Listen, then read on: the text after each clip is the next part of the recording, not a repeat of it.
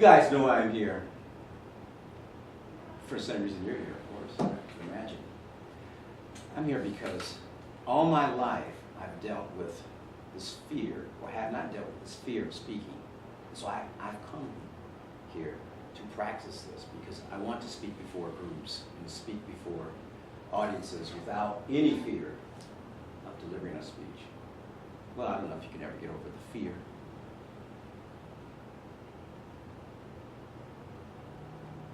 No? You guys are scared me. You know, I just recently wrote 2 books, Finding Purpose and 6 Steps to Living on Purpose. And just after I written these books, many people would question me before they actually read the book, why do we have to have purpose? And that became such a big topic for me that I decided I really needed to pay it some attention, give lip service to it. And there are 3 really good reasons. There are hundreds of good reasons, but just 3 really good reasons. And Marianne Williamson actually summarizes them pretty good in her quote that I'm sure you've heard before. Our deepest fear is not that we are inadequate. Our deepest fear is that we are powerful beyond measure. It is our light, not our darkness, that most frightens us. We ask ourselves, who am I to be brilliant, gorgeous, talented, fabulous? Actually, who are we not to be? You are a child of God. Your playing small does not serve the world. There's nothing enlightened about shrinking so that other people won't feel insecure around you. We're all meant to shine as children do. We are born to make manifest the glory of God that is within us. It's not just in some of us, it's in everyone. And as we let our own light shine, we unconsciously give other people permission to do the same. As we are liberated from our own fear, our presence automatically liberates others. I'll never get tired of reading that quote. I think it's such a powerful quote. But there are three powerful reasons. And that first is to honor yourself. To honor yourself by being the best person you could possibly be. We didn't come here to be mediocre. But mediocrity thrives in our communities. It thrives in our country. We all should strive to be the best version of ourselves. And that's indeed why we're all here. We're striving to be a little bit better at something. To overcome fear, doubts, and limiting beliefs. It's a really big factor. How many of us come in or develop these limiting beliefs, doubts, and fears, and hold on to them our entire lives? Our entire lives. When do we challenge them? When do we look at these things and say, you know, this is not who I am. It's time for me to move beyond these fears, these doubts, and these limiting beliefs. Now, what about personal greatness? And I'm not talking about the kind of greatness that's produced by ego, that ego pursues. We're talking about personal greatness, that part of you that is most worthy of consideration. Everyone has something that is most worthy of consideration. Everyone. It doesn't mean you have to be a Martin Luther King or a Mahatma Gandhi or Nelson Mandela, but it means that you can give the best of yourself. You can find that part of you that is standing right behind that fear. Right behind that fear is in front of you. So that first reason is to honor yourself by being the best person you can be. Overcoming those fears, doubts, and limitations. And finding that personal greatness. The second is for those around you. Your family, your friends, your children. When they see you strive to be your best, they will strive to be their best. You will influence them. They will want to be better people. And then lastly, is for humanity. What about humanity? What about the problems that we're facing today? From climate change to inequality, poverty, war, terrorism. What is it that you can do to make a change? There's something that we can all do. There's something, maybe it's this big, but there's something that we can all do. And that influence can affect all of humanity. So, if you don't have a very specific purpose in your life, I urge you to look at your life and find purpose. You can find it in a very specific way. Take a look at finding purpose or 6 steps to living on purpose. And then there's a process that you can follow to find your way into a meaningful purpose. And I'll close with this. When you do find purpose, as Patanjali says, and Patanjali is one of the oldest spiritual writers known to man. He was around some 2,000 years before Christ. He said, when you're inspired to some great purpose, some extraordinary project, all your thoughts break their bonds. Your mind transcends limitations. Your consciousness expands in every direction. And you find yourself to be in a new, great, wonderful world. Dormant forces, faculties, and talents become alive, and you discover yourself to be a greater person by far than you ever dreamed yourself to be. Thank you.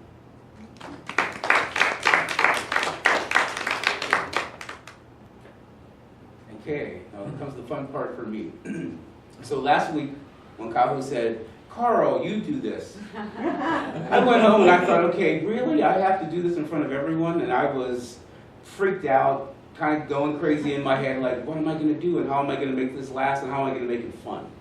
So the first thing I always do is I take it to the ocean. So I went and I sat at the ocean and I thought, what should I do? What can I do? And then how can I make it fun for everyone?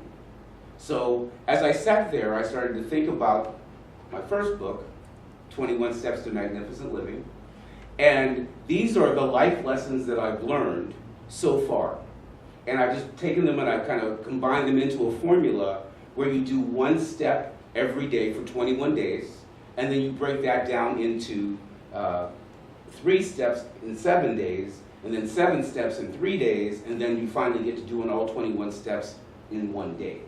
And that came from, it takes 21 days to change or affect a habit. So I sat at the ocean and I thought, okay, it has to be magnificent, it has to be 21. What can I say and what can I do? So this is what I came up with. What I came up with is, I think that all of us have lessons that life have taught us that is important for us to share with each other. Because my lessons are going to be different than your lessons or your lessons or your lessons, but I wrote my lesson, and then I went to the internet and I researched the lesson. I said, has anyone else ever said this? And I came up with Reba McIntosh, and she said it before I did. Reba McIntyre said it before I did. But I think she just learned the lesson a couple of weeks before I did. I'm just going to give her a couple of weeks. So my life lesson is, in life, to be successful and to be happy, there are 3 bones that are very, very important. The first bone is the wish bone. Because in order to have anything in life or to set any kind of goals, you have to have a wish.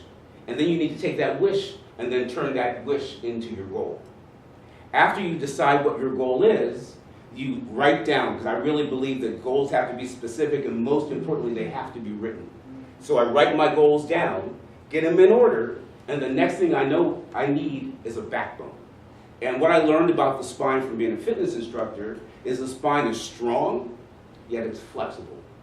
And at any time you have a wish, desire, or dream, the next thing you're going to have to go into is, how can I go through these steps that I've already set for myself, and then allow myself to be strong in my conviction, yet flexible. Because, trust me, things are going to go wrong anytime, any way, any goal that you set.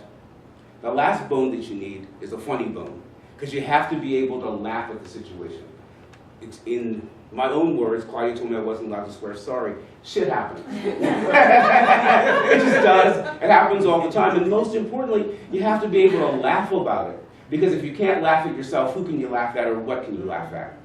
So I'm just going to reflect on my decision to move to Maui.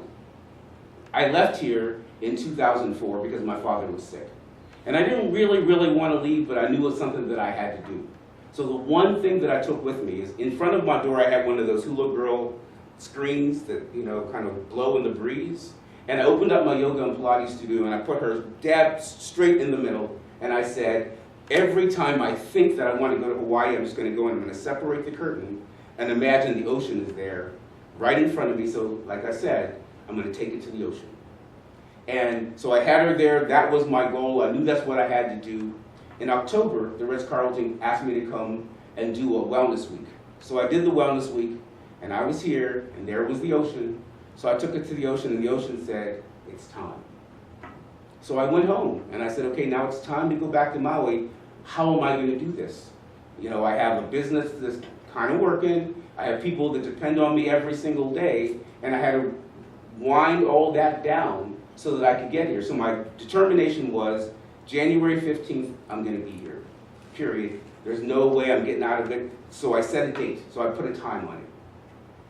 Every single time that I thought, oh, this is going to work, or oh, I'm going to be able to sell my studio, there were lumps and bumps and waves, and things didn't go the way that I wanted them to. So December 15th, I sold my business.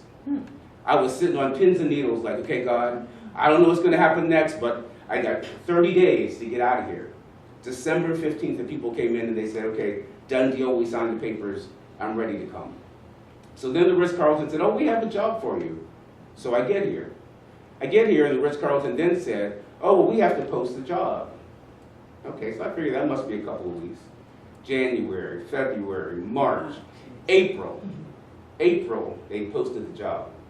So in between that time, I had so many moments when I thought, did I do the right thing? Or have I made the right decision? And I was sweating, but then I remembered my funny bone, and I just took it to the ocean. And I just had to laugh about it and say, you know what? These are the things that I do have. And I had to keep reminding myself that the things I have are things that most people can only dream about. And just be okay with that. Just be okay with, I'm here, I have the ocean to take it to, and I'm with my best friend, and she always makes me laugh, and we always laugh together, so I'm good. So finally, the job opportunity came up. And then they said, okay, now you have to go through 35 interview processes before you get the job. So then there came the backbone. First I had to be strong and walk through it and say, okay, I'm going to get through every single interview, but I have to be flexible. So when I walk in the room, I can't say, these are the things that I want, or these are the things that I need. I'm just going to be flexible with it. Today, I had my last interview. Yeah, so that's how long it took for me to get to the goal that I set in November. But all through it, I kept my wishbone. I just kept wishing, this is what I want, I know this is what I want, I know I've set my goals, I know this is where I want to go. I kept my backbone. I stayed strong in my conviction that this is where I'm going, and allowed myself to be flexible. I just found personal training clients, I found whatever I could do. I even started helping a singer that I met, and I became a roadie, so I started carrying things in and setting up things for his band before concerts. That was the last thing that I thought I was going to do, but it was fun, and I had a great time in the process, and I actually made 2 really great friends and 3 personal training clients in the process. Lastly, I always keep my funny bone, because I think if there's nothing else you can do in life, learn how to laugh. Because laughter is the most releasing thing that I have found to let go of my stress, to let go of my pressure, and then to share your laughter with everybody else. And I laugh hard and I laugh loud, and if you ever see me anywhere, if you've ever heard me laugh, people always say, oh, I knew you were in the room, because I heard you laughing. Please, be strong, be flexible, and keep smiling. I've done this before, but it's probably the most important life lesson I ever had in my life. And I usually don't do it this way. So I'm going to start it the way I've done it, because I've done it at Dale Carnegie. I did it here too, I think. But anyway, I'm going to tell you a story about a 6-year-old boy. And this takes place many, many years ago, and it took place late in May. He came down from upstairs, living in this brownstone house. And he walked through the front door, looked out, and there it was, a glorious day. I mean, there wasn't a cloud in the sky. He just looked out there and said to himself, I'm not going to school today. So he took off his belt, wrapped his books in it, put it behind the door, and went out to explore. And at 6 years old, the whole world is a place to explore. But this was quite a few years ago, and he had places to go. there was a back alley, not the kind that you'd think someone would mug you in, because it wasn't that type of alley. They were actually different tradesmen there. So he went to the coal guy, and he picked up some coal outside and started drawing all these pictures on the ground. And he was having wonderful fun. Then he went on to the carpenter, and the carpenter had all of these pieces of wood that were finely cut, and he started making houses with them. And he kept on doing this for most of the morning, and the time just flew by. And it was a wonderful, wonderful time. Then he went walking around the neighborhood. In those days, there were a lot of vacant lots. So he sees in this lot this great big thin plywood box that probably in those days housed a refrigerator or something like that. And in those days, no 6-year-old would be without a book of matches. So he gets some paper, throws it in there, starts it on fire, gets back a few steps and looks at it, and it's a glorious fire. The problem is, it's about this close to the building. So he gets a piece of lumber and starts knocking it down. The thing falls down, and he starts stamping it out and stamping it out, and then stamps. Oh! If you've ever seen a penny nail, it's about that big. Yes. The penny nail went through his sneaker, in the heel, glanced off the bone, and he just stood there stunned. He didn't even know what to do. He's thinking, the first thing he's thinking is, my mother's going to kill me. Not that he's got a nail in his foot, and the wood is still burning.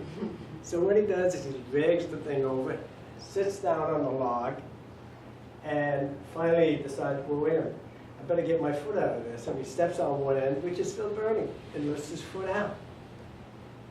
And he had no idea of time, but by now it's around 3 o'clock. And suddenly he sees his sister coming down. And she runs over to him because she can see he's hurting. And she says, Mama's going to kill you. I know that. And she did. I mean, she claimed to be a nurse, which she wasn't, but she claimed that because this way she could do anything to us. So she got a whole bottle of iodine, twisted my ankle, poured the iodine down in it, and I passed out. Now, I can't tell you in 2 minutes or less all the pain that boy went through. But he did learn one thing, that you don't play hooky from life, you don't play hooky from school, and you don't play hooky from your responsibilities. That's why I'm here. That's why you're probably here, too. And that was a moment in my life, because I, of course, was that 6-year-old. Aww. Do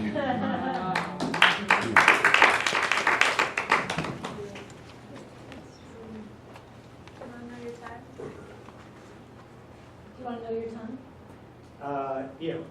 4:15. Oh, well over 2 minutes. But it was a good lesson. Life lessons in 4 minutes. Well, you know, there's a saying, after the first 2 minutes, you got to drag a person off the stage. All right. Life lessons. I guess I'll go. Yay, all right. Okay. This is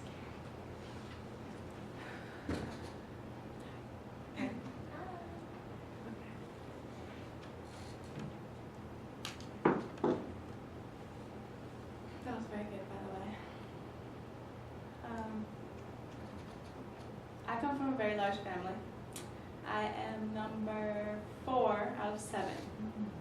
And although my parents weren't together for very long, and you know, you could say a whole broken family thing, I always was thankful for having so many brothers and sisters. Even though we weren't from the same mother and father, it didn't really matter, you know. So we'd spend summertime together all the time, and the oldest is in her 30s, and the youngest is about 6 years old. So it was a very large difference between our ages, but it still doesn't matter. We're all just people. So, like Lawrence had mentioned in his speech, we're all just striving to be better. I think that that is very, very noble, and I love it because it doesn't matter, you know, we're all just people. We've got problems, we've got differences, like today, earlier, some really strange experience happened to me, and I was just like, you know, we're all just people. And I'm not exactly sure what the point of my speech is, but a life lesson for me would be to always just trust in the good. Always just believe in people. And no matter if they're crazy, you know, there's people do crazy stuff out there. You just always gotta trust in the good, and I think that in the end, you shall prevail if you chase, you know, that what drives you, your purpose, your wishbone, all your bones. And I'm just very thankful for being here.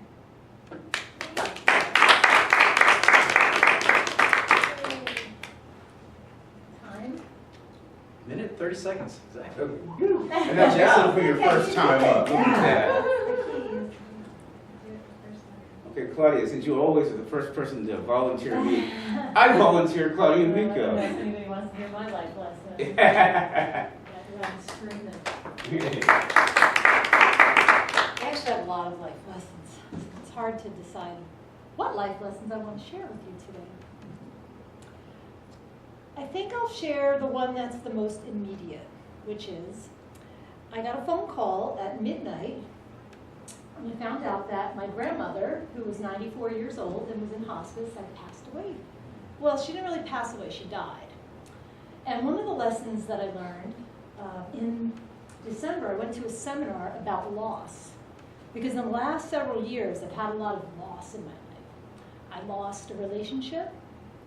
I lost a very good friend to alcoholism. I've lost all kinds of stuff. Lost some shoes, lost some keys. And you can ask Carl, I lose my keys 3 or 4 times a day.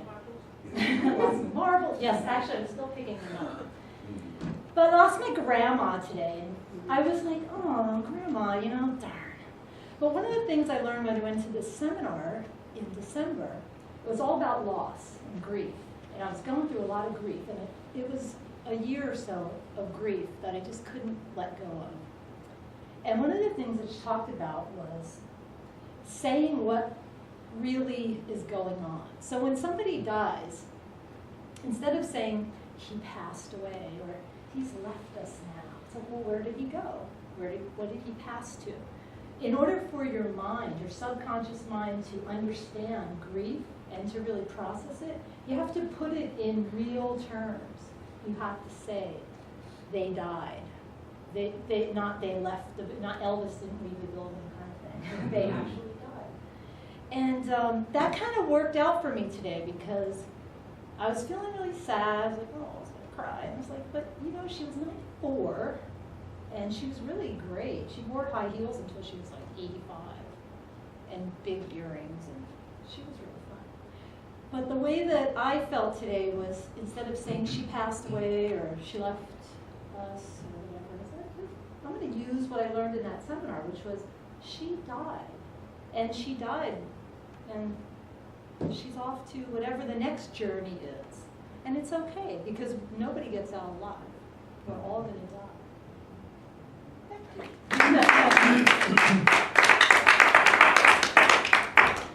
I love it. That was great. Yeah. Everybody died. Everybody does. What's the quote is, don't take life so seriously, you'll never get out of it alive. Yeah. I think Jim Morrison said it too. People always say things before me. Yeah. Darn it, I wish I would have said it first. Oh, looking at me again. So lovingly, I'm looking at you. Okay. Life lessons. Well, let's see. One thing that comes to mind, life lesson about paying it forward, which we all are familiar with, yes. It's amazing that oftentimes we have experiences in life that we feel in some way either don't serve us or we feel that we're getting short-handed, and we get reminded that we are all connected in some way or the other. And that what we offer or what we do to support our fellow man can actually come back to us. It doesn't necessarily have to be in monetary terms. It could be just receiving something out of the ordinary that you weren't, thinking about, or life is just full of situations that we can't always understand. So I would like to just share with you, recently I had a situation that I experienced where it reminded me that, our jobs on this earth plane while we're here is to look for the good in everyone. And I was recently at a restaurant, and I was eating outside the restaurant. And I became very annoyed because someone pulled up while I was eating outside the restaurant and walked inside, left the car running, and the lights blaring in my face. And I felt, oh, that is just so rude. How rude is that? And I'm sitting there and I'm annoyed and I'm irritated and I'm angry. And I'm just saying to myself in my head, oh, this person, it's being very short-sighted. So I decided to just get up, go to my car, I put my food away, put it in the trash. I went to my car, sat in my car, and I continued. I was texting actually after I had eaten. And I'm sitting there and I'm just like, oh, some people, whatever.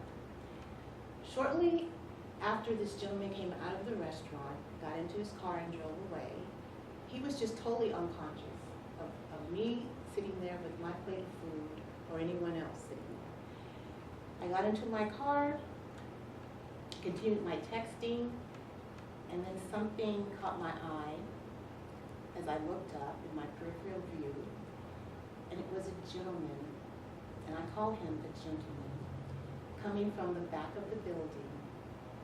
And when the table that I was sitting at, not too many, it was like a couple of feet away from the table, there was a trash can that I had placed my container of food, uneaten food in. And this gentleman walked up to the trash and he started digging in the trash can. Well, my container was at the top of the trash can, so it turned out that my heart just, there was no thought of me going into, I was no longer in that mode of being angry. I became very emotional, but in a way to where my heart just opened for this gentleman. And then yes, this gentleman was homeless. He placed his backpack down on the table where I was sitting. And I'm watching this whole scene and the way that he was moving and the way that he took the container out of the trash can and he opened it up. And the only thing that was really left in the container were pieces of broccoli that I had not eaten. And he very gently placed this container on the table that I was sitting at. And my heart just opened. I forgot about any, angry, emotional feelings that I was having at the time. I opened up my door, I walked over to him and I said, "Are you hungry?" And he just looked at me and he said, "Yes." So I said, "Have a seat, I'll be right back." I walked into the building and I ordered food from him.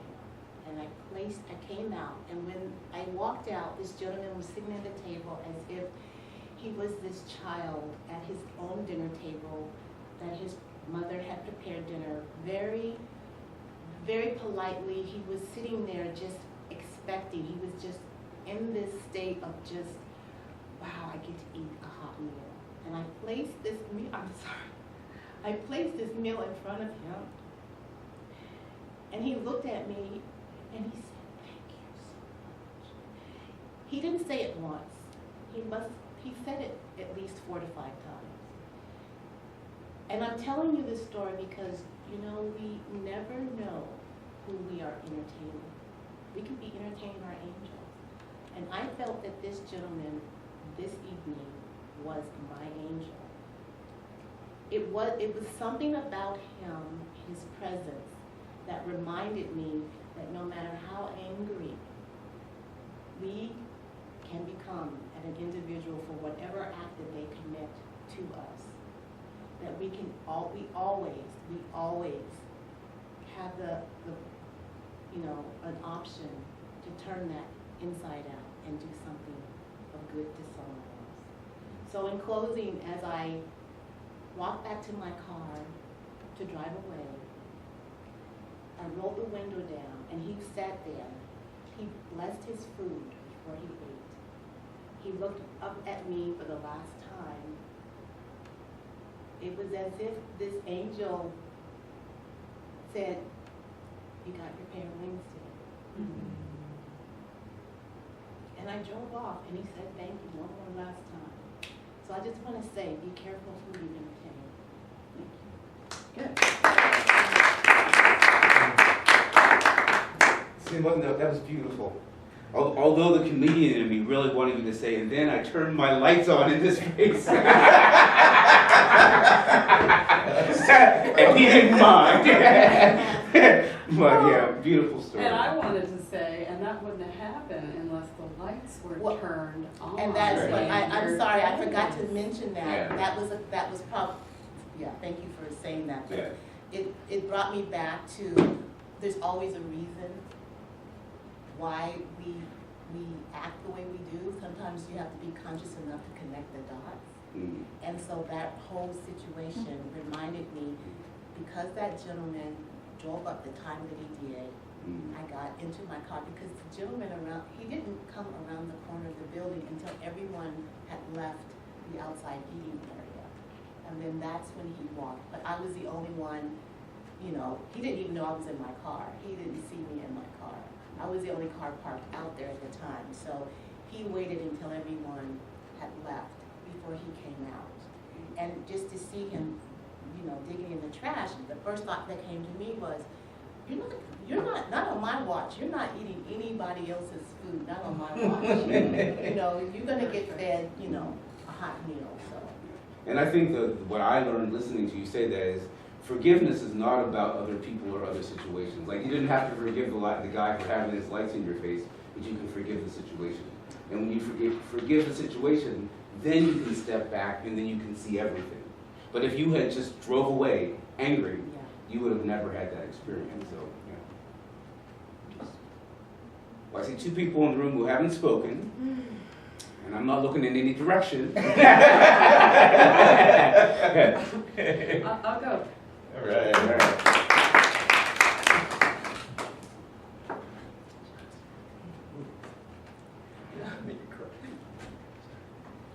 It's very touching.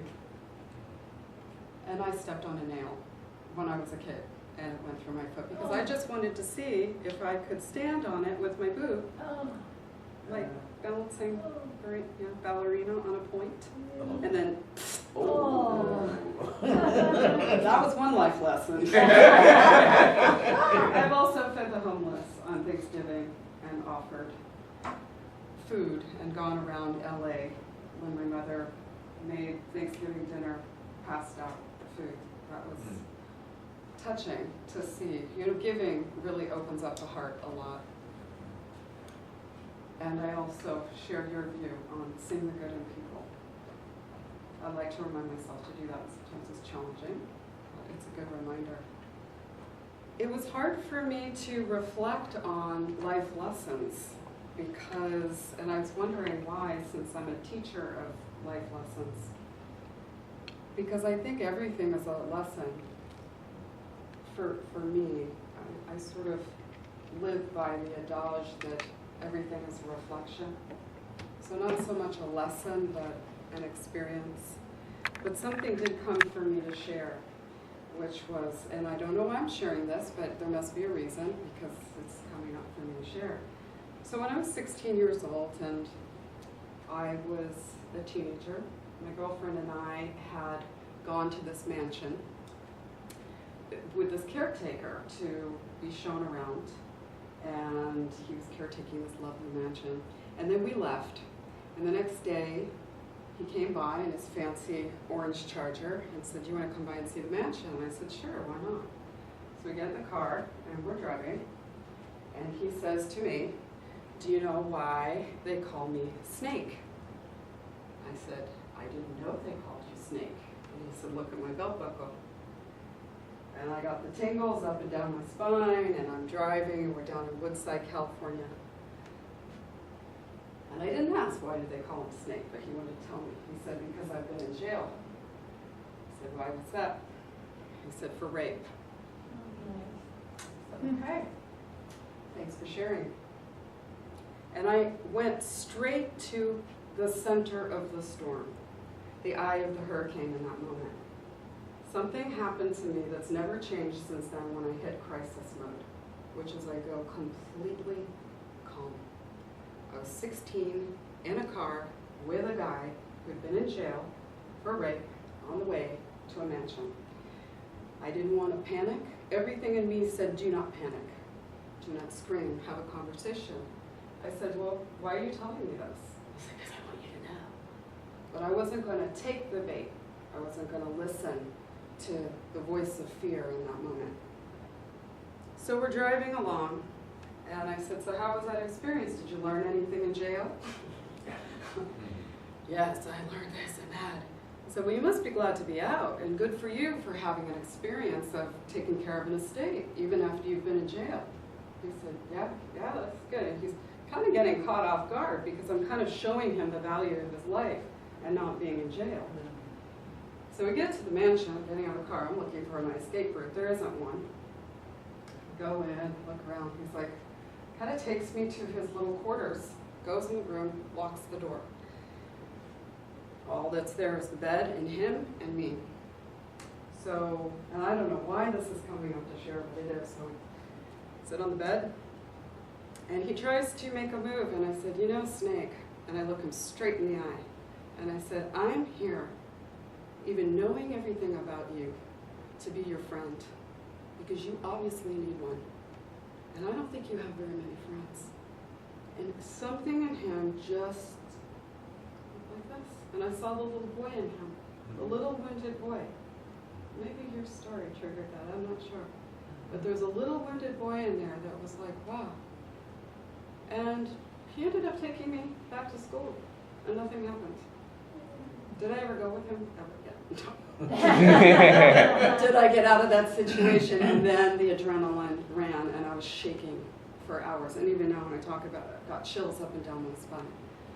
But I learned something at that time, that whenever a crisis hits, try to go to that place of calm, because that's where the still small voice is. That's where your angels are present. That's when you know there's greater good happening here than what I can see with my own two human eyes.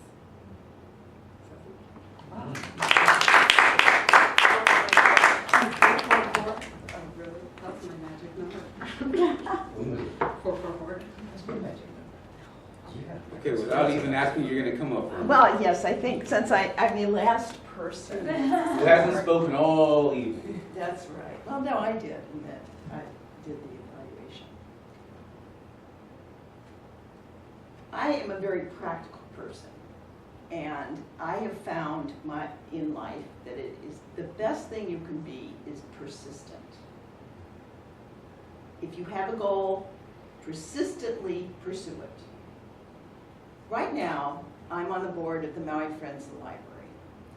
And the Maui Friends of the Library is buying for Maui a bookmobile.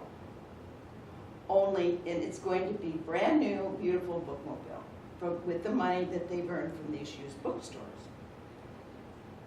The bookmobile will be given to the state of Hawaii. However, the bookmobile needs a librarian to be in it. It goes to Boys and Girls Clubs and all of this. And the state asked the librarian for a bookmobile in 1985. So we had to get a head count for a librarian. Consequently, we had to deal with the state legislatures. And what we did was we went to the legislators, we went to Oahu, we talked to all the Maui guys, Maui guys, men and women. We got them on our side, met with the lieutenant, the lieutenant governor, because if everything failed, it had to go.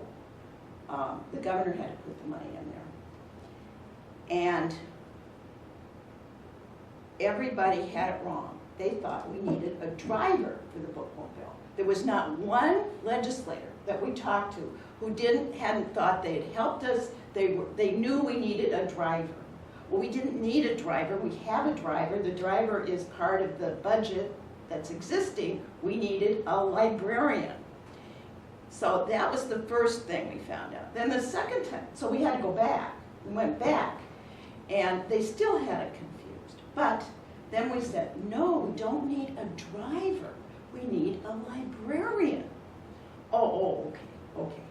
Just yesterday, I heard that the librarian is in the budget. Now, whether it will stay there, I don't know. But had we not gone back and back and back, it wouldn't have happened, because they were so confused, for one thing. And we're just asking for this little thing. These guys are dealing with millions and millions of dollars. All we want is one individual. And so to get lost in the shuffle was very, very possible. But we're going to have a bookmobile, and it looks like we're going to have a librarian on the bookmobile, and we already have the driver, and all will be well. So just stick with it. Don't take no for an answer.